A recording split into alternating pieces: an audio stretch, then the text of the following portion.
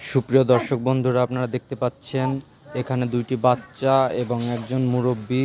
তারা এখানে বর্ষায় কিছু পানি জমা হয়েছিল, সেই পানিতে তারা মাছের উৎপত্তি টের পেয়ে তারা এখানে পানি সেচে এবং মশারি দিয়ে তারা মাছ ধরতেছে। এই দেখেন ড্রেন, নতুন ড্রেন, এখানে থেকে পানি এখানে জমা হয়েছিল এবং বিভিন্ন প্রকার মাছ এখানে ভেসে আসছিল।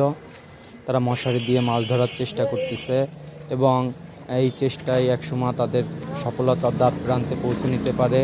এখানে আমরা এখন দেখব এই মশারির ভিতরে কোনো মাছ তারা পেয়েছে কিনা।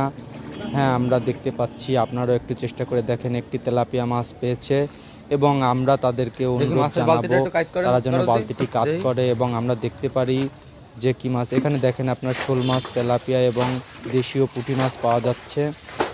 তারা অনেক কষ্ট করে এই মাছগুলো ধরেছে। সবাইকে ধন্যবাদ।